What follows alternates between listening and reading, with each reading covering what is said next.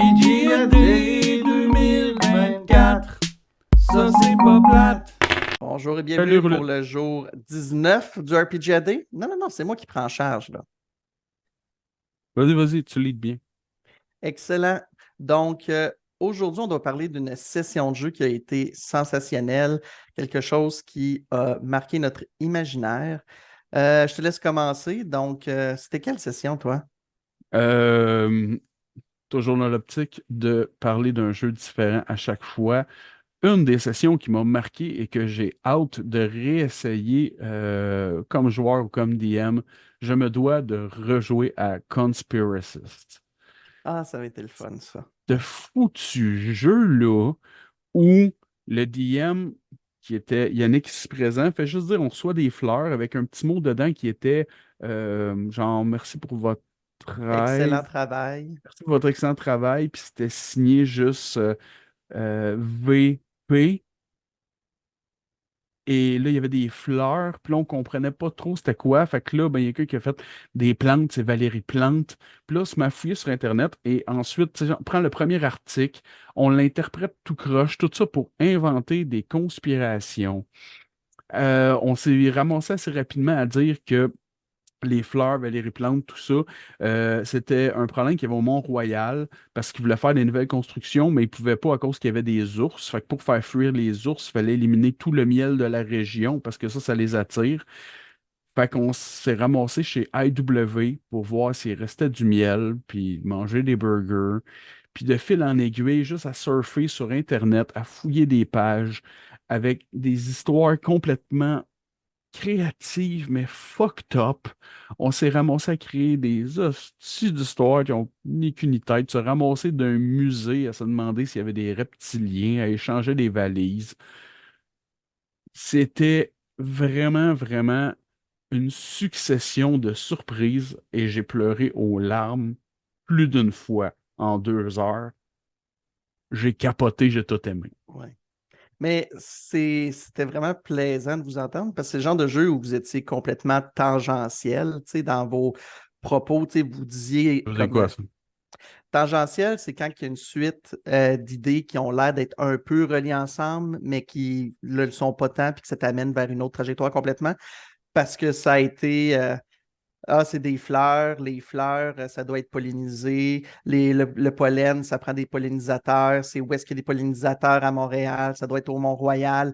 Puis au final, on est loin de vous avez reçu un bouquet de fleurs au départ. Puis c'est juste drôle d'imaginer des gens qui vont réfléchir comme ça, puis essayer de pousser la caricature d'à quel point on peut être interprétatif sur des petites choses pour que ça devienne une grande conspiration.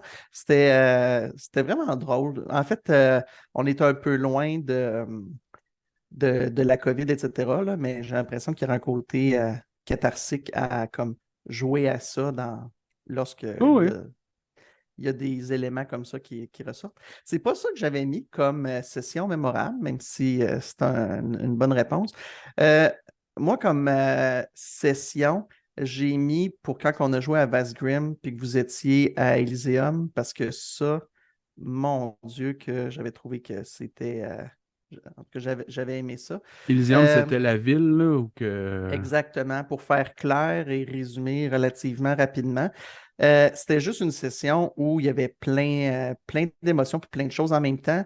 Le personnage de Dave, qui est un robot amoureux d'une femme qui a l'air d'être infectée sur le bord de mourir, se retrouve sur une planète dans une ville qui utilise de l'énergie à volonté parce qu'il y a une espèce de courant magnétique en dessous.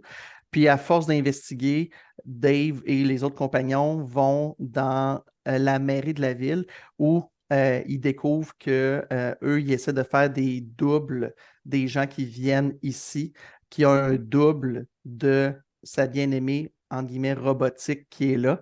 Euh, puis, comme son personnage doit savoir quoi faire avec ça, décide de tuer le double robotique parce que c'est pas la vraie personne.